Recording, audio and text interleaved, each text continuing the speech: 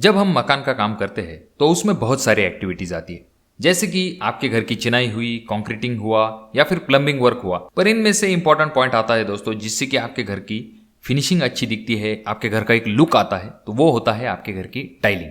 अब ये जो टाइलिंग है दोस्तों, इसमें बहुत सी छोटी छोटी चीजें होती है जो कि आपको शुरुआती दिनों में पता नहीं होती, जिनके बारे में काम खत्म होने के बाद आपको पता चलता है। पर ऐसे समय में आपके ज्यादा पैसे चले जाते हैं और इससे आपका कोई भी फायदा नहीं होता। पर इस वीडियो में दोस्तों कुछ ऐसे पॉइंट हम देखेंगे जिनके बारे में पहले से अगर आपको पता हो तो डेफिनेटली आपके अच्छे खासे पैसे बच सकते हैं, और तो और आप अच्छे क्वालिटी की टाइल जो है अपने घर के लिए लगवा सकते हो। तो इसीलिए वीडियो को पूरा जरूर देखिए, और वीडियो पसंद आने पर इसे लाइक जरूर कीजिए, और चैनल पे अगर आप लोग नए आए हो तो चैनल को जरूर सब्सक्राइब कर दीजिए। तो चलिए आते हैं दोस्तों हमारे मेन पॉइंट की तरफ। सबसे पहली स्टेप स्टार्ट हो जाती है दोस्तों जिस दिन आप टाइल चॉइस करते हैं उस दिन से। जैसा कि होता है दोस्तों, आप दुकान में जाते हो और अपने मन मुताबिक टाइल चॉइस कर लेते हो। उसके बाद आपको क्या करना है दोस्तों, दुकानदार से एक दो सवाल जरूर पूछ लेने हैं।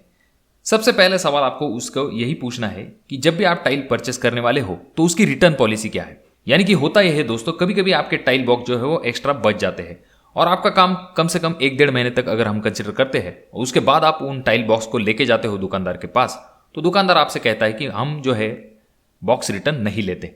तो ऐसे वक्त में अगर आपके 10 से लेके 20 बॉक्स अगर आपके बच जाते हैं फाइनल में, जिससे कि आपका अच्छा खासा नुकसान हो जाता है दोस्तों। तो इस वजह से दुकानदार से ये जरूर पूछ लीजिए कि वो बॉक्स जो है वो रिटर्न लेने वाले हैं या नहीं। और यहाँ पर आपको इस चीज की तरफ भी ध्यान देना है दोस्तों, अगर आप उस दुकानदार को वापस से बॉक्स देने वाले हो तो बॉक्स जो है वो अच्छे कंडीशन में होने चाहिए। यानी कि उसका कवर जो है वो फटा हुआ नहीं होना चाहिए, या फिर टाइल जो है वो ब्रेक नहीं होनी चाहिए। अच्छे कंडीशन में अगर आप उसे टाइल रिटर्न करते हैं तो वो उसे भी वापस लेने में कोई हर्ज नहीं होना चाहिए। और छुट्टी टाइल उसे वापस देने की कोई जरूरत नहीं है दोस्तों। 1-2 टाइल अगर बच जाती है तो उनका इस्तेमाल आगे चल के, अगर आपके किसी रूम में टाइल ब्रेक हो जाती है तो वहां पर आप उन छुट्टी टाइल का इस्तेमाल कर सकते हो। क्योंकि होता यह है, अगर 5-6 महीने बाद अगर आपकी कोई टाइल फूट जाती है और आप वापस से दुकान में जाकर उस टाइल के बारे में पूछते हो तो वो टाइल आपको मिलने के चांसेस बहुत कम होते हैं, क्योंकि डिजाइन जो है दोस्तों कंटिन्यूसली चेंज होते रहते हैं। इस वजह से वो टाइल आपको वापस से नहीं मिल सकती। इस वजह से स्पेयर के तौर पर आप जो है 1-2 टाइल अपने साथ रखने में आपको कोई भी हर्ज नहीं है। अगला पॉइंट आ जाता है दोस्तों, जो कोई भी आप टाइल चॉइस करने वाले हो तो उसका रेट जो है आपको कंपेयर करके देखना है अदर दुकानदार से।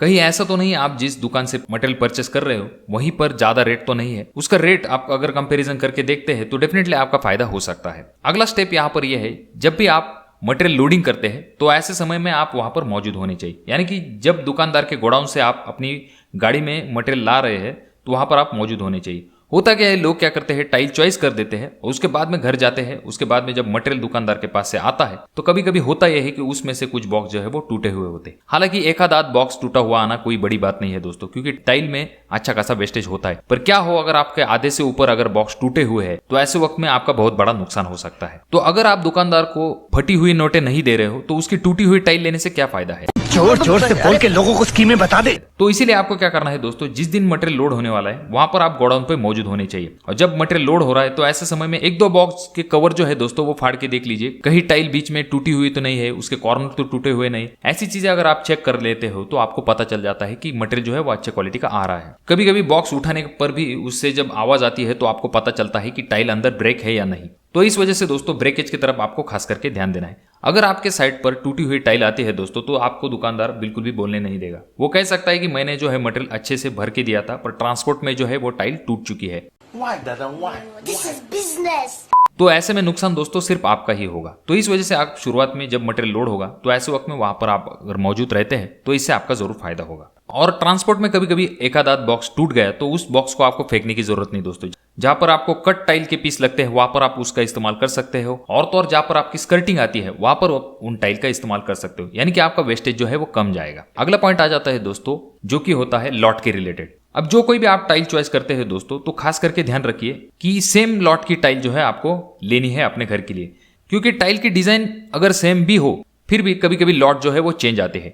जब लॉट चेंज आता है दोस्तों तो ऐसे वक्त में टाइल की शेड में हल्का सा डिफरेंस होता है, और अगर आपने एक ही रूम में 2 डिफरेंट लॉट की टाइल अगर बिठा दी तो ऐसे वक्त में आपको शेड जो है वो चेंज दिखाई दे सकती है, और बाद में उसे निकालने में आपका ही नुकसान होता है, और ये दिखने में भी अच्छा नहीं दिखता दोस्तों। तो इस वजह से कोशिश कीजिए कि सेम लॉट की टाइल जो है आप उन्हें परचेस कीजिए। और ये भी चीज दुकानदार के पास से जान लीजिए कि उसके पास जो है एक्स्ट्रा मटेरियल कितना है। कभी कभी काम जो है वो बढ़ जाता है, इस वजह से आपको ज्यादा मटेरियल लग सकता है, या फिर थोड़ी बहुत अगर क्वांटिटी गलत हो जाती है या फिर आपके पास से वेस्टेज ज्यादा चला जाता है, तो ऐसे वक्त में आपको वापस से टाइल की जरूरत पड़ती है। और टाइल के बारे में होता है दोस्तों कि सेम मटेरियल आपको दूसरी दुकान में मिलना थोड़ा सा मुश्किल हो जाता है, या फिर उसी दुकानदार के पास अगर डिफरेंट लॉट का मटेरियल आता है या फिर डिले हो जाता है, तो इस वजह से आपका नुकसान हो सकता है। तो उसके पास रिजर्व कितना मटेरियल है इसके बारे में आप पूछने की जरूर कोशिश कीजिए, जिससे कि आपका ही फायदा होगा।